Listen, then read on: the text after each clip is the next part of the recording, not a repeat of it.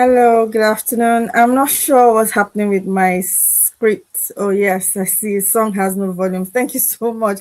But can you hear me? Because I feel there's something wrong with my computer. Please just let me know if you can hear me. Thank you, thank you, thank you so much for joining me on this Friday live. Can you hear me, Regina?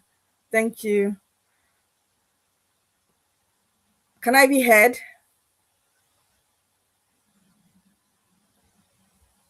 Oh, thank you so much. I don't know why the music had no volume, and it had volume when I played it accidentally before. I played it accidentally before I started the live, and it played, and all of a sudden the music has gone. But let's just go on. Thank you so much for joining me on another Friday live. I love being here on a Friday. Looking forward, always counting down to 12 o'clock. Thank you for joining me, 12 o'clock UK time. How was your New Year? How was your Christmas? Did you guys have a loud, not loud time, because I said loud and very clear. But did you guys have a great Christmas and New Year? You know what I love about my holiday, my own holiday? I slept. Yes, I slept. I rested. Let me not use the word slept. I slept. And without guilt, without feeling like, I needed to explain why I needed to rest with anybody. I just, that time, that downtime, that ability to, have that downtime without guilt. Oh, it was lovely. Thankful for rest periods. I'm thankful for, holidays. I'm thankful for Christmas, New Year. No unnecessary 100 miles an hour in the kitchen. You do what you can do. Everybody's, happy. But thank you so much once again. My name is Debbie Echo. I'm the founder of Your Discovery Coach, and I love, love, love what I do. Now let's go to today's topic. I said today I didn't really have any topic. I wanted to just come here and share for the next 30 minutes why I do what I do and why invisibility matters to me. So some time ago, about 2 years ago, I was talking to a woman and she was in her 60s. I know I've told that story so many times, but I just love to tell that story. And she was in her 60s and she was, literally crying. And she said she didn't know what she had done with her life. She'd been the good mom, she'd been the good wife. She as the work that she does, professionally, she actually helps women who are in abusive homes and things like that. But she was really very unfulfilled. She said, the kids had gone out of the house, they had started having their own lives, they started having their own children. I don't know what the situation with her spouse, but she never brought up her spouse in this conversation. But she felt so lost. She was 63 and she said, what hit me most was that, I had worked for the same company for 35 years. And when I hit my 60s, they told me they had to let me go. They needed fresh blood. They needed, newer hands. And for her, it was really painful. Really, really painful. She was crying. She wanted to start her own business, but she was feeling very rusty, very old, and very, just not she wasn't feeling like I can do this. She was very doubtful, didn't know how to use Facebook, didn't know how to use the internet the way the Gen Zers would know how to. So feeling very intimidated by all the pomp and the glamour that comes with being, tech savvy. And she was broken. And she had this conversation with me. She turned it, in fact, when she was talking to me, she had so much experience in life. And I told her that, Ma, you can actually use this thing and build yourself something with this. But when she was talking to me, she turned and she said, Debbie, don't allow this to be your story. She thought I was 25, by the way, or 30. I can't remember. But she was like, now that you're in your 30s, I think she thought I was 30. She's like, now you're in your 30s, this is the time to aggressively push your life forward. And I laughed and I said, oh, mom, I'm 45. And she was like, oh, okay, you don't look it. But still be aggressive and selfish about your life. I can't forget that conversation. That conversation was supposed to be me coaching, because I was doing a coaching I was doing my coaching practice, and you didn't know who was going to come up next to your screen. And I was really, really, really, really taken aback. For me, that was something that, no, that shouldn't be anyone's story. She said when she goes to her children, they tell her, Mommy, please, we didn't choose this life for you, we have our own life. She wants to be part of their lives, but they have full lives, and being the UK, I'm not really stingy like that, but trying to belong. She said something. She said, I'm fat, I'm ugly. And I was just looking at her. I nearly burst out laughing, but it was a very sorrowful topic. Now, this is just one of many. One of many. A lot of times, we as women were building lives around every other thing apart from what it is that we were created to do. Am I saying that being a mom is not a good thing? No, being a mom is the greatest blessing I have ever had. I'm not here to say whether this is right or this is right, being a working mom or not a working mom. No, that's not the point. Because I'm even talking about a woman who was working. I'm not even talking about a woman who wasn't working. She had to work. She was like, oh, I'm nearly 70. Next couple of years, I'll be 70 and I'm still paying mortgage and I'm doing this all alone. So you could see the stress. And it's not the stress because she didn't have a career, she didn't have a job, or she had only kids. It wasn't the stress that came from it. And I see it over and over again. There was one time I jumped on the tread. I stumbled on the tread. I didn't I didn't jump on it. I stumbled on a thread on Instagram, and people in their 50s, 60s, nearly 70s, they had said, hello, Esther. They had said things like, I was that woman when if somebody needed to go to the airport, I'm available. If somebody needed to go to the market, I'm available. I was available for everything minus myself. And it's a narrative that, I feel so strongly that we take it from our childhood. We take it from, take it from our childhood. We take it from the narratives that were handed over to us, that were the carers, were the nurturers. So you see a situation where, and this is not belittling situations, this is not trying to not understand situations, this is just talking to us as women. You see a situation where we are not really grounded in the career that we have chosen because we have to keep changing locations multiple times because our partner's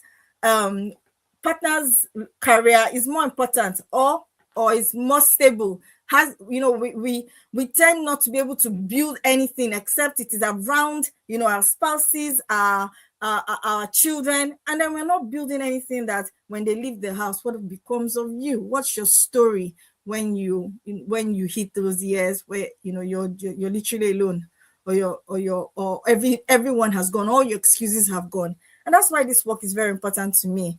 I didn't come here with a topic today. What I came here was with something that just been sitting heavy in my heart. You see, the narrative doesn't start when you're 16. It starts, much younger. But there's a tendency that, people, just kind of, oh, there's time. I will do this when the kids are, I will do that when the kids leave the house. I will, there's this narrative of put yourself last. Put yourself last.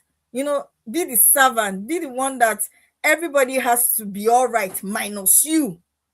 And that narrative actually keeps us in cycles that, or in patterns that at the end of the day you become resentful, you become sorrowful, you don't understand what it is about your life that you have done with it apart from build other people. And it's also been sitting on my heart because even recently, a lot of people, come to your DM, they message you, they talk to you, they say things like, they're not very dramatic conversations, really. They're just normal chats. Just somehow someone tells you something and you are, and the next person that's telling you that same thing, you end up in the same place. So it's something like, oh, I don't even know what's wrong with me. My life is fine, but I feel empty. I shouldn't even be complaining. You see that line, I shouldn't even be complaining. Let's stop there. The reason they tell you that you shouldn't even be complaining is that, oh, other people have it worse. Oh, you have this, you have that. I had a particular, I had a particular time in my life where people would say things to you like, oh, your husband lives abroad, you should not be complaining. Oh, you're in the UK, you should not be complaining. I don't see why, that should be a conversation we should have. I'm in the abroad, I have this and I have that. Does not mean that I want less for my life. Abroad is not it's not a goalpost. It's not because I am there now, then I have everything that I want. So I get it when people say stay grateful, but I also don't get it when they try and minimize your desire to grow in your life, because there's a desire to grow. That gnawing desire in your heart that I need to grow. I need to be more than where I am. But that thing about how we were cultured tells us that, oh, no. Just be grateful. You have a husband that provides. You have a husband that does everything. You have, be grateful for bare minimum per se. Because when a woman says that she shouldn't complain, it usually means she's carrying too much alone. So that I don't even want to be seen as complaining. Comes across as, oh, let it not be as if. But that person saying that thing knows how much she's carrying, knows how much, how much she's bearing alone, knows how much silence, how much her voice, her talents Her dreams are being silenced. But because you don't want to come across as I am the complaining one, then you tell yourself I shouldn't complain. That sentence alone tells you how much that woman is carrying. And there are also women, and these are not women who are failing. Let's make that clear. So we're not talking about, oh, they failed in this or they're failing in that. No, they're not. We're not talking about women who are failing. They're talking about women who are doing everything. They are home managers. If they go to work, they try and balance work with the home. There's something about them that tells you that they are doing well because they are functioning. Sometimes I beg to say, even over functioning. They are working, they are running homes, they are holding families together, and then they are the strong ones. So there's something that tells you that, oh, okay, this person is really, really thriving. But when they come to talk to you heart to heart, you can hear the desires, you can hear the pain behind that over functioning. You can hear the invisibility over that over functioning. Outside of their home and outside of work, it doesn't seem like they matter. Even inside these categories, there's still this sense of I am just the one who keeps things running. But am I really heard? Am I really heard in these situations? Am I really heard in these places? And we're not even talking about women who are abused, or I'm not talking about people who have big crises. Just talking about daily normal people who feel invisible in their own lives, who feel like they're managing everything, but when it comes to their dreams, their visions, what they want for life, they are submerged. They are invisible. They can't carry it. They can't carry every other thing and carry that. So they silently fizzle out. And then the years go by, the months go by, the days go by. And then when they realize that time has gone, they ask themselves one profound question: what have I done with my life? Is this why I was born? Is this the reason for which I did? Some people even say things like, after all my masters, after all my PhD, after all I have read, this is all I am reduced to. It's that invisibility narrative that it's something that I care so much about. It may seem it's just because I've heard other people's stories, but even in my own life, I had to do that pause. I had to do that pause, and I had to do that pause, and I had to realize that it's not just about what women were saying around me. It's not about what stories that are bound, but even in my own life, not in a very dramatic way, I started to realize that I was also getting invisible in my own story. Right. Is that thing that happens when every other thing matters. But when I look at your schedule, when I look at how you live your life, and I look at your 4 a.m. when you wake up, you're waking up not because you need to do one or two creative work for yourself. You're waking up because you need to set the day for every other person to be all right before you step out. It's that silence invisibility. You eat last. You do the things that there's just this thing about, it's about the kids, it's about the husband, it's not necessarily about you, that nurturer. And it has a lot to do with how we were brought up as women, and how we're brought up as women. When you keep saying things like, it's not that deep, I just need to keep being patient. You keep telling yourself that I just need to be a little bit more understanding. And then you find out that there's so much resentment because there's no growth for your own side. I also took on this work because I also realized that the traditional coaching setup isn't necessarily made for women. Hear me out. The setup that tells you, especially moms, the setup that tells you that, set smart goals, be productive, do more. That thing that's you feel like you need to keep making more goals, smart goals, realistic, measurable, this, that. But I feel, I started to see how there's a hole in that, because you're talking to women who the architect of their life, especially mothers, are full of interruptions. You're on your way to work, you've just dropped off your kid at school. 30 minutes later, you get a call and they say, come on, she's having a fever. She has her temperature is 39 degrees. You need to come and take her home. Your whole day is interrupted. So we're talking about the SMART goals, right? And we're also talking about the interruption. So that's why I decided, we're not, when I started this coaching, we're not doing traditional coaching. I'm not here to tell you I'm pushing you to do more. I'm pushing you to be productive. I'm pushing you to, that whole, that whole push, push, push, focus, blocks and focus of time. Yes, I get it. But you know how our attentions as mothers are in a full day? It can be split. One minute you're fine, you're doing deep work. The next minute is the school is calling you to come and pick up your child because something has happened, or a hospital appointment, or something has gone wrong. And that's why, I decided, it's not that I don't understand, SMART goals and all that, but I also think that you need to start with your own story, your own patterns. Start with, why do you do the things the way you do? What are the subconscious scripts that are running your life? And if you join my program, you will find out that I start my program with telling you what is your own story. Because in your story, you find what it is that stops you as a woman, the things that you have been living by, the things that you have been, the things that you've been living in, the scripts that you've been living by that runs your life. So it's not about pushing more. It's about coming home to yourself. It's not about push, push, push, push, push, do more, do more, do more. It's understanding your own architecture as a person, as a woman. And I was reading something a couple of weeks ago. It's a book called The Good Girls Don't Get the Office, that won't get the corner office. So it's not even something I'm talking about, stay-at-home moms. It's not something I'm talking about stay-at-home moms, or even with working moms. There's this thing that you see, in an office. There's this thing. There's this. First of all, let me talk about the idea.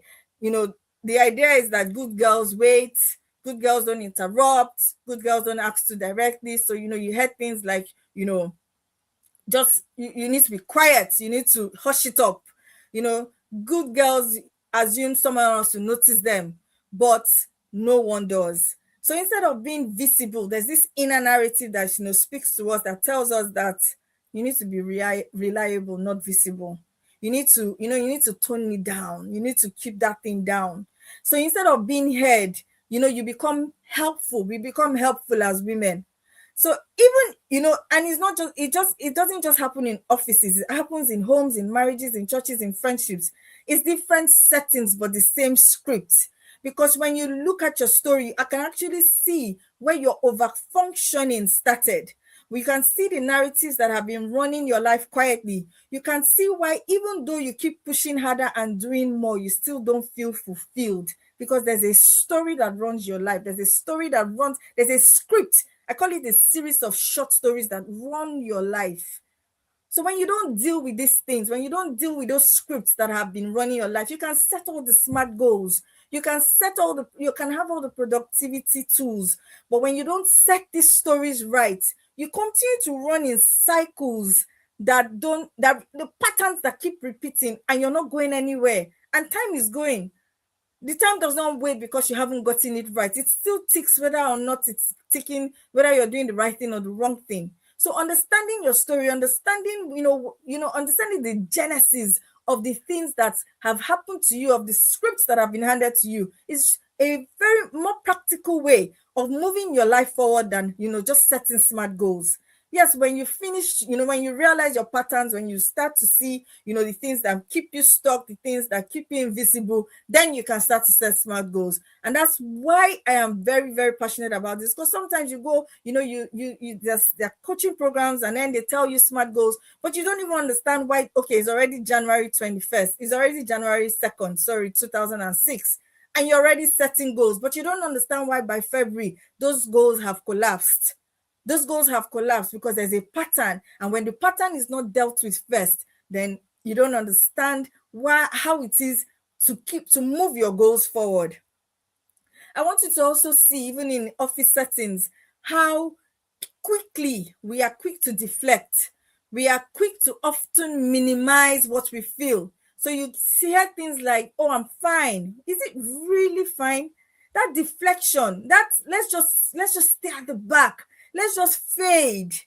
It's the same pattern, whether it's in the office, whether it's in the school, whether it's in the home. There's this thing that says just keep minimizing yourself, minimize your dream. Turn down the volume of your dream because you have other things that you need to do. And then if we don't slow down enough to see these patterns and to see these stories for what they really are, we keep trying to fix the wrong thing. We keep trying to fix the wrong thing. Invisibility is not something that just happened. There's a story that was handed. There's a pattern that was handed. There's a subconscious that we live by. So when people even say things like, you stand up and take the stage, you're like, oh, that's not for me, that's not for me. You're not happy to come into limelight per se. I'm just using that as an example. And that's why I don't start with strategies. That's why I start with your story. That's why that's the reason I do this work, is because I know what it feels like to be strong for too long. I know what it feels like to be invisible in your own life. Last year, I gave a story of a friend of mine who, an acquaintance of mine who, for some reason, you're giving your time, especially because I was a stay-at-home mom at the time. You're giving your time. And at the end of the day, the disrespect. And I'm asking myself, where did I get to this level that this person could talk me down the way they did? It's just a sign of invisibility. It's just a sign that in my own life, I had disappeared. So I understand. I understand what it means to just feel like you have everything, you have everything held together, but you are slowly disappearing while you're doing it. And I believe we are meant to feel present. We are meant to feel alive. We are meant to be seen. When you live below your capacity, when you live below the potential that God has given to you, when you live below what it is that you were born for, there's this sense of lack of fulfillment that usually transcends into resentment. You start to resent your spouse. Some people even start to resent their children. Some people even start. I've heard a mom say, "If not because of you guys." What does that statement mean? We've also talked here that invisibility also sets you to become a kind of, like a very very unlikely example to your children. It was Maya Angelou who said, when you rise, you give other women the permission to rise. You give your children the permission to rise. So it's not just about you. It's not just about, oh, okay, I'm comfortable where I am. But when women stay in this invisibility narrative as a collective, as a whole, why are they not taking us seriously? Why are we not rising? Why are we not leaders? Why are there more men leaders, male leaders than female leaders? This is not an argument, right? But this is because there's just something about that narrative that keeps us in the background. So this year, I'm not interested in helping women to cope better. No, that's not what I'm interested in doing. I'm not just interested in helping women to cope better. Beyond coping, beyond I'm feeling fine, I'm not feeling fine. How can we thrive? How can we build women who thrive? How can we build women who, despite what it is that is going on in their life, despite what narratives that are around them, they can move beyond those narratives and begin to take space where they were meant to take space in offices, to take spaces in their homes, to take spaces and become all that it is that they were meant to be. So I'm not here because I just want to give you coping strategies. I'm not here because I just want to give you strategies for productivity. I'm not here because I want to give you strategies for managing your home better. That's not why we are here. We're here because we want to see that woman rise, woman arise. I want to see that woman rise. Your voice, you can hear, you have your voice back. You're not just bearing children, you are also nurturing yourself as you nurture them, because your loudest testimony, your loudest instruction to your child is the life that you become yourself. That's the loudest instruction to your child. So you can tell your child to be more, but when they are not seeing you as a woman become more, then they would live in the version that it is that you live. A lion cannot raise a goat. And that's why we're passionate about this work. That's why I've come here on the first Friday of 2026 to reiterate why I started what I started. Because you see, it's easy to just say, oh, it doesn't really matter until you see your children, even in this generation where children are more, more exposed, more prone to danger than, we were in our own time, right? We didn't have internet bullies. But you can, if you don't rise and then become, you see that child that you say that you're nurturing, your own rising is the best nurturing that you can give to that child, because she's going to meet bullies, she's going to meet people who would who would stand against her. And it's the voice that you give her that will help her to stand in this 21st century, to push back what it is that the world will want to force on her. Because nowadays it's not even about, it's not even about right or wrong. There are narratives, there are narratives, there are agendas that are being pushed so strongly that when you are quiet, it feels like they will drown you. So we need to be doing better to bring up children that can't be drowned in this 26th century. We need to be doing better to show them that we are more. In your PTA meetings, in your PCSA meetings, in, wherever you go, in the church, whatever you stand to do, may your children see you rise and take up leadership. Because it's not a thing of, it's not a thing, it's a comfort thing to just want to sit in the back and allow everybody to do everything for you. It's very comfortable to allow your husband do everything, to allow children do everything, to just be in the furniture. It's very comfortable. But I dare say that today I'm challenging us to remove that comfort, to remove ourselves from that comfort, to remove ourselves from that place where we are so comfortable and we're not doing the work. We're not doing, you see, there's so much that has been handed down to us, but there's a work that you can do to remove yourself from that narrative, those series of short stories that keep you down. So I'm just here to tell you once again that I'm interested in helping women to come back to themselves. If it's something that you've been longing for quietly, now you're in the right space. If you have asked yourself countless times, what am I doing with my life? Am I just here for the kids? Am I just here for other people? If you have asked yourself, what am I doing with, what am I just occupying space? Am I matter? Am I just occupying space? I want you to ask yourself that question. Ask yourself that question and know that you have come to the right place. It's not a place where we will judge you. It's not a place where we would, we don't believe in judgment. We don't believe in judgment. We're not judging anyone. We're here to rise together. We're here to see you grow strong. We're here to see you, stretch beyond what it is that you are right now, because there's so much in you. Hey, mamas, I keep saying it. Let's start living, because there's so much in you. There's so much that, if you stretch yourself just a little more, you will find the gold that is inside of you. You are worth more than you think you are. And I want you to come into this space and find yourself a seat, because we're here for a long ride. Thank you so much for sharing this moment with me. I said I was going to make it a 30 minutes 30 minutes live, and this is 30 minutes. Thank you so much. Thank you for your time. Thank you for sitting with me, and do have an amazing day.